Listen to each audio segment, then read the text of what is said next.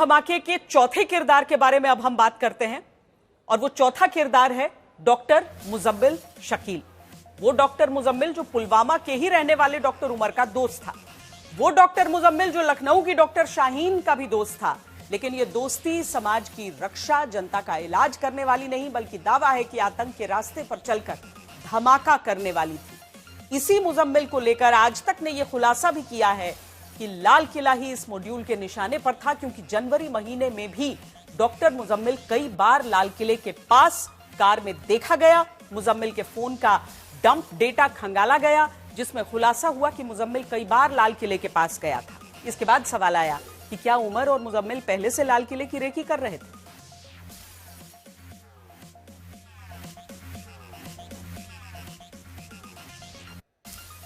शाहीन की तरह उसके भाई परवेज अंसारी की भी दिल्ली धमाके में अहम भूमिका बताई जा रही है। परवेज ने आगरा के प्रसिद्ध एसएन मेडिकल कॉलेज से अपनी एमबीबीएस की पढ़ाई पूरी की थी। इसके बाद वो इसी कॉलेज में डॉक्टर के तौर पर काम करने लगा।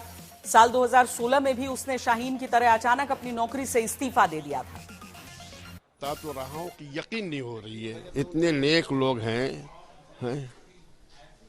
यकीन नहीं हो रही है बात। अब क्या हकीकत है वो बेहतर ही अल्लाह बेहतर जानता है।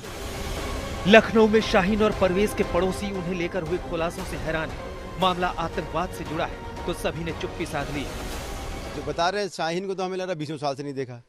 परवेज को कम से कम जब आखिरी बार उसकी शादी हुई जब ही देखा।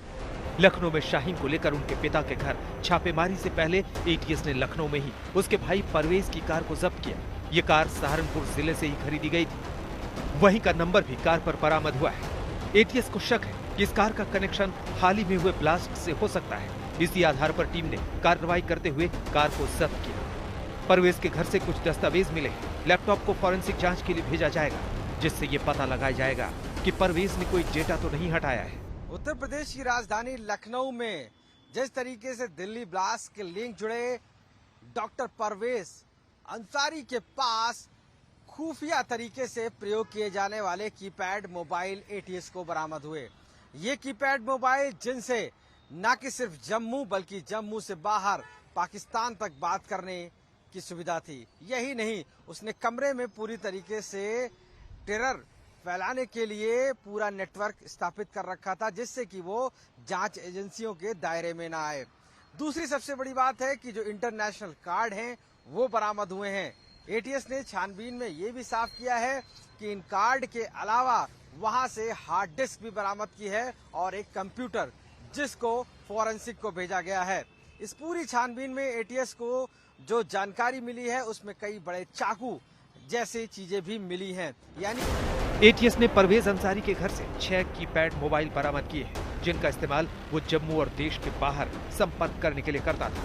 इन मोबाइल फोनों के साथ एक इंटरनेशनल कार्ड भी बरामद हुआ है। यही नहीं, सिग्नल ट्रेस ना हो इसके लिए परवेज ने एक विशेष सिस्टम भी तैयार कर रखा था। एटीएस को घर से एक कंप्यूटर भी मिला है, जिसमें एक सीक्रेट डिस्क बरामद हुई है। बताया जा रहा है कि उस डिस्क में कई अहम सबूत मौजूद है।